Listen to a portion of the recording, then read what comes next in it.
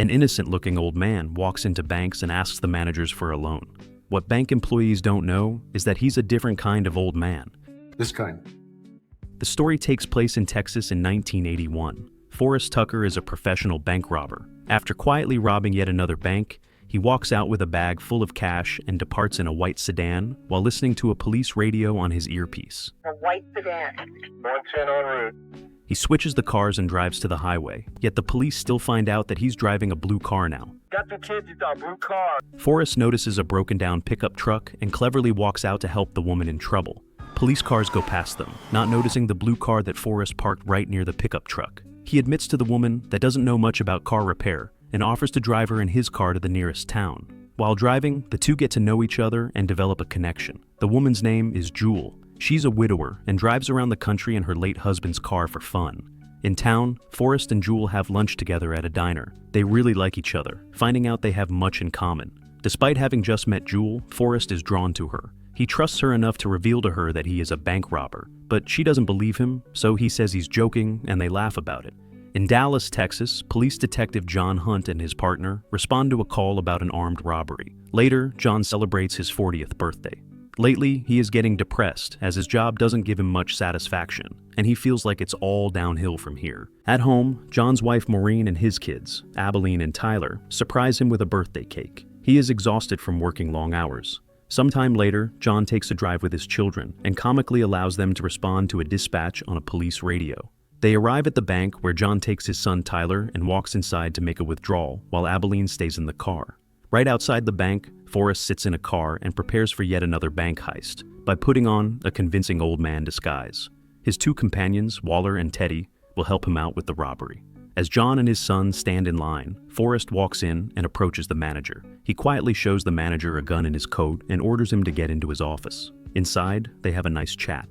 So, how are you feeling today? Forrest instructs the manager to put money from the cash register in the bag. The manager walks out of his office and goes to take the money from the register. He notices Forrest's associate Waller, who threatens him with a concealed gun.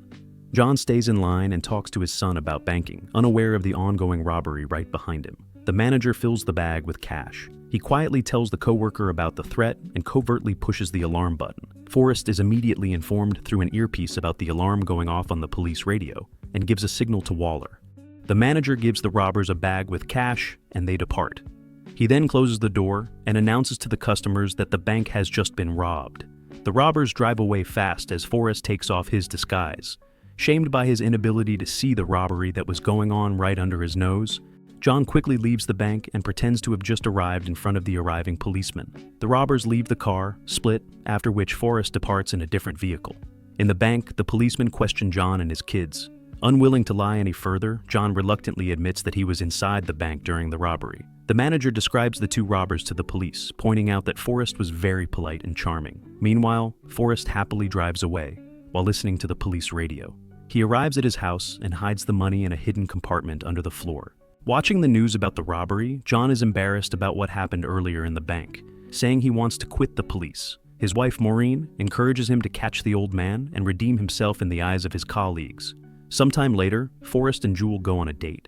She notices that he's not wearing the hearing aid he used to wear after the first robbery when they first met, unaware that it wasn't really a hearing aid, but an earpiece through which he was listening to the police radio. He makes excuses and the two have a good time together.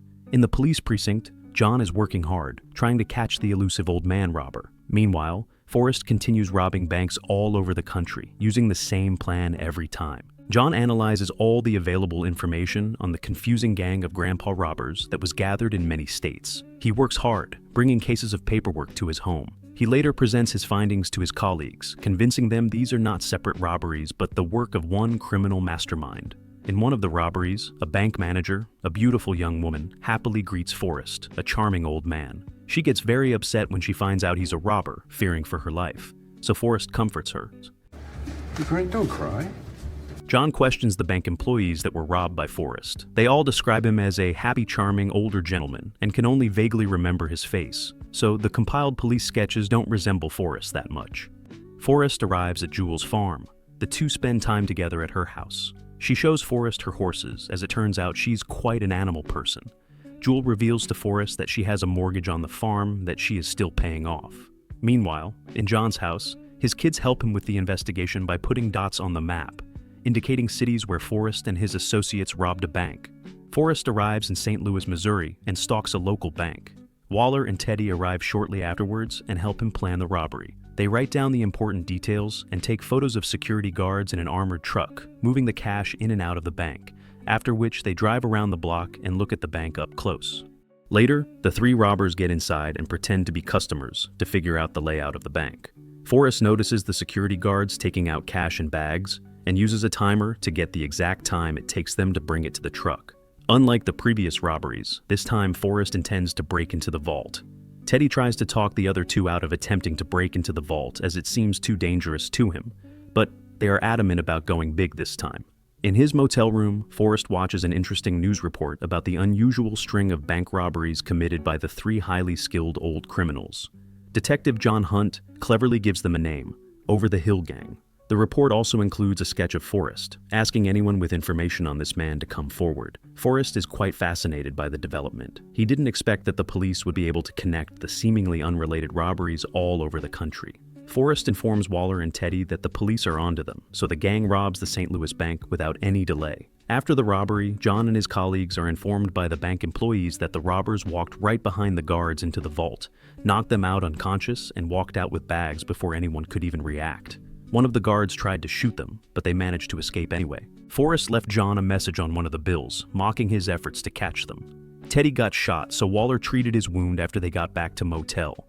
John watches the security camera footage of the robbery and notices Forrest smiling at the camera. Since the gang operates in many states, the FBI takes over the investigation. John is disappointed. He was looking forward to taking down the Old Men gang himself. Forrest and his partners didn't just take the money from the bank's vault, they also took some gold. John is back at his precinct in Dallas, saddened about the case that was taken away from him by the FBI. He receives a letter from San Francisco, sent by a woman named Dorothy Hayes. Inside the letter, he finds a photo of a man resembling the mysterious old man robber and an invitation to talk in person in San Francisco. Forrest is back at Jules' farm. He enjoys watching her ride a horse and admits he has never ridden one. They have a lovely chat about growing old and the meaning of life. Forrest goes to a local bank, intending to pay off the rest of Jules' mortgage as a surprise present to her. However, the bank manager explains to him that the only way to do that legally is for Jules to come in and sign paperwork, so there can be no surprise. Disappointed by this, Forrest leaves the bank. John arrives in San Francisco and reaches the address of Dorothy Hayes. In a conversation that John tapes, she reveals that she is Forrest's daughter. She never saw him, as by the time she was born, Forrest was already in prison. Dorothy's mother told her the truth about Forrest when she was 15, expecting that he would try to reach out to her and her brother when he is out of prison on parole. But he never showed up. Forrest also never wrote or called her and her brother. Meanwhile, Forrest gives Jules expensive gifts. John reaches out to Forrest's former lawyer, who defended him in court a few years ago. He kept all the documentation on Forrest, expecting to hear about him again at some point. It is revealed that Forrest has been in and out of prison his entire life. Not only that, but he also managed to escape from various prisons 16 times. The last one was in 1979, when Forrest escaped from San Quentin Prison in California on a boat that he built from scratch by himself.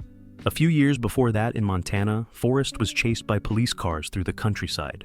As his old car hit bumps on the ground, the money spewed out of his truck onto the chasing police vehicles. Eventually, his escape was blocked by many police cars that surrounded him from all sides. Forrest walked out of his car and put his hands up. Despite being threatened by the police officers aiming their guns at him, he put down his hands and mocked them with a finger gun. The lawyer believes that Forrest doesn't do any of it for the money. He's just the kind of man that needs wild adventures in his life. Interestingly, Forrest always had a gun on him, but almost never used it, relying on his charm and luck to get him out of trouble. This description certainly fits the profile of his recent robberies. Sometime later, John and Maureen go out to a restaurant. In an unexpected twist, Forrest happened to be in the same restaurant on his date with Jules. Fascinated by John's impressive detective work earlier, he stares at the cop with great interest. Forrest approaches John in the bathroom, saying he saw him on TV. They exchange pleasantries and discuss the Over the Hill Gang. Suddenly, John calls Forrest by name. Forrest pretends that he didn't hear it and leaves. On their drive home, Forrest and Jules stop to get gas at the gas station. While he's out paying for gas, Jules looks inside the glove compartment of Forrest's car and finds a revolver gun inside. She now realizes that Forrest was telling the truth earlier when they first met, and he really is a bank robber. Forrest drops her off at the farm and leaves. He drives back to his house where he is surprised to see Teddy waiting for him on a porch. It turns out it's an ambush. The police order Forrest to surrender. He quickly gets in the car and tries to escape as police officers open fire at him and chase him down the road. Forrest makes a sharp turn and crashes into a parked car. He struggles with driving because earlier during the chase, he received a bullet wound in his arm. Forrest eventually leaves his car and stops the oncoming vehicle. He forces a woman inside to drive him away from the police approaching his position and then takes her car. He patches up his wound and makes his way to Jewel's farm. Forrest arrives early in the morning. He decides not to wake Jewel and instead takes one of her horses for a ride. Earlier, Forrest revealed to Jewel that he had never ridden a horse before, and riding a horse was always on his list of things to do in life at least once. He enjoys riding a horse but is soon saddened by the sound of police sirens approaching. Multiple police vehicles drive towards the farm. Realizing that it's over, Forrest surrenders himself to the police. Waller and Teddy were subsequently arrested as well. After the ordeal, John visits Forrest in the hospital. He symbolically gives him back the dollar bill on which Forrest wrote the mocking message to him earlier. Later in prison, Forrest is visited by Jewel. He apologizes to her for lying about his identity and his lifestyle all this time. Forrest gives Jewel a list of his 16 previous prison escapes. He first escaped in 1936 from the reformatory for boys in Florida by tying up sheets and escaping through the window. Throughout his many escapes, he escaped by going under the bus, by climbing on the cable, by using a dummy as a distraction, by tying up guards, by climbing a wall with a rope, by cutting the bars, by jumping from a moving truck, by going through the sewer, by sneaking onto a train, by hiding in a laundry container, by digging tunnels. In his last escape from San Quentin prison in California, Forrest used his work in a wood workshop to manufacture a wooden boat that was later found ashore by the policeman. By the way, guys, this movie is based on real-life events. It is a fairly accurate depiction of the real Forrest Tucker's life. What's interesting, the creators of the movie didn't exaggerate Tucker's multiple escapes from prison. He is best known as an escape artist, having escaped from prison 18 times successfully and 12 times unsuccessfully by his own reckoning. So, who knows? Maybe one day we will see a movie focusing on his daring escapes as well. The last page with number 17 is blank, indicating that Forrest intends to escape once again. Jewel nicely asks him not to try to escape this time. Interestingly, he listened to her advice. Many years later, Forrest is released from prison after serving his sentence. He is met by Jewel, who came by to pick him up. They drive to her farm where the two start living together. They live a quiet life, going to movie theaters, running errands together, etc. One time, Forrest sees the bank's armored truck going nearby, feeling nostalgic about his criminal past. Despite his claims to Jewel, Forrest is unhappy with his boring retirement life. One morning, he tells Jewel that he is going to run some errands in the city and leaves. In the city, Forrest calls John. They reminisce about the old times, and Forrest hints at John that he's about to start robbing banks again. He hangs up and approaches the local bank across the street. It is subsequently revealed that Forrest Tucker robbed 4 more banks that day. When he was finally caught, the officers on the scene noted that as they arrested him, he was smiling. Thanks for watching. Don't forget to like and subscribe for more.